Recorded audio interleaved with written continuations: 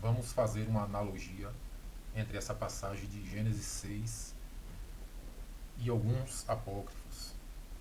Essa passagem vai dizer o seguinte: E aconteceu que, como os homens começaram a multiplicar-se sobre a face da terra, e lhes nasceram filhas, viram os filhos de Deus que as filhas dos homens eram formosas, e tomaram para si mulheres de todas as que escolheram.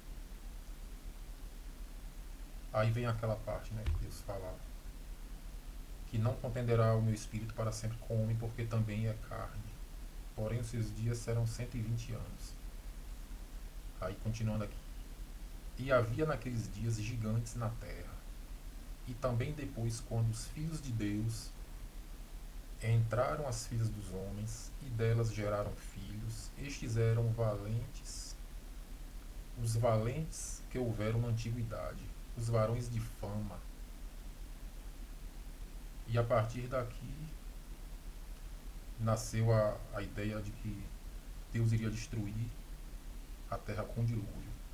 Mas observe bem essa passagem aqui. Os filhos de Deus entraram as filhas dos homens e delas geraram filhos. Alguns vão dizer que esses filhos de Deus eram os filhos da geração de Sete e que os filhos dos homens eram o povo da geração de Caim. Mas há uma corrente que diz que esses filhos de Deus eram anjos. E isso é confirmado em outros livros apócrifos que eu vou mostrar aqui agora. E apesar de ser uma história um pouco confusa, anjos se relacionando com mulheres, embora seja uma história bem complicada para acreditar, ela é confirmada em outros apócrifos, como esse aqui, que é o livro, deixa eu mostrar o título aqui, Livro de Enoque, parte 1, Livro dos Anjos,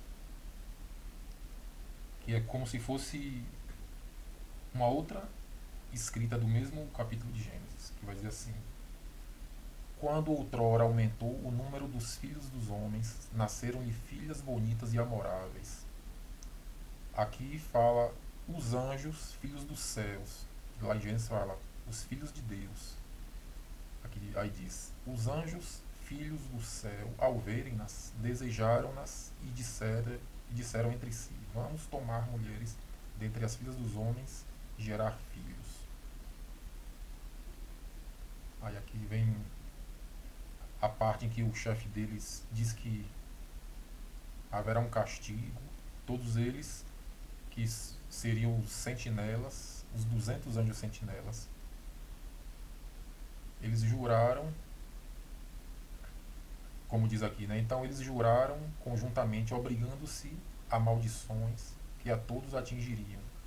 Ou seja, segundo esse livro aqui, eles sabiam que iriam sofrer uma maldição da parte de Deus por ter cometido isso aqui, esse ato, né? Aí aqui mostra o nome deles. E na outra parte aqui vai dizer o seguinte: Todos os demais que estavam com eles tomaram mulheres e cada um escolheu uma para si. Então começaram a frequentá-las e a profanar-se com elas. E eles ensinavam-lhes bruxarias, exorcismos, feitiços, familiarizavam-se com ervas e raízes.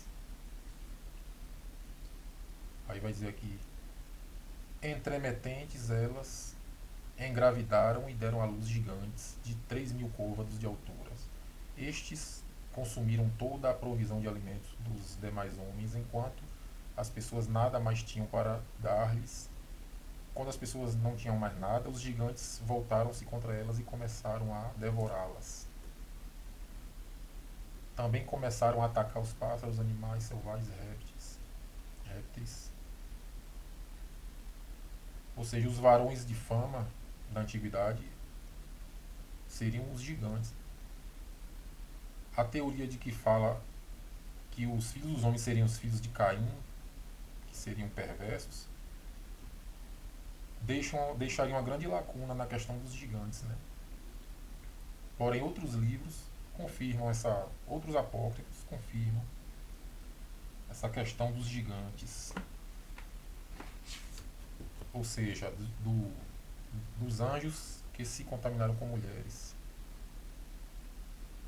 como mostra aqui no Testamento dos 12 Patriarcas, mais precisamente no Testamento de Rubem, que vai dizer aqui, ele dando um conselho a seus filhos: fuge da prostituta, meus filhos, proibi vossas mulheres e vossas filhas de enfeitarem a cabeça e o rosto, pois toda mulher que recorre a esses ardis atrai sobre si o castigo eterno. Foi dessa maneira que elas também enfeitiçaram os guardiões antes do dilúvio.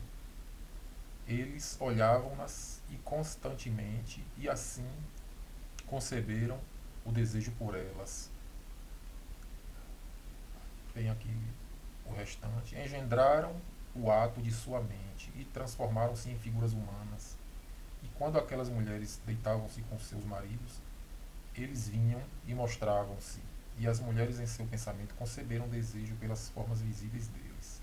E assim deram à luz gigantes, pois os guardiões apareciam como tendo a estatura dos céus. Ou seja, esses guardiões se apresentavam às mulheres de forma como se fosse um homem bem grande, e começou a chamar a atenção delas. Né? E outro livro, que seria ou seja, que é um apócrifo do Antigo, do Novo Testamento, mais precisamente Atos de André e Matias, vai dizer o seguinte. Aqui é um diálogo de André falando com o demônio. E ele diz o seguinte, deixa eu mostrar aqui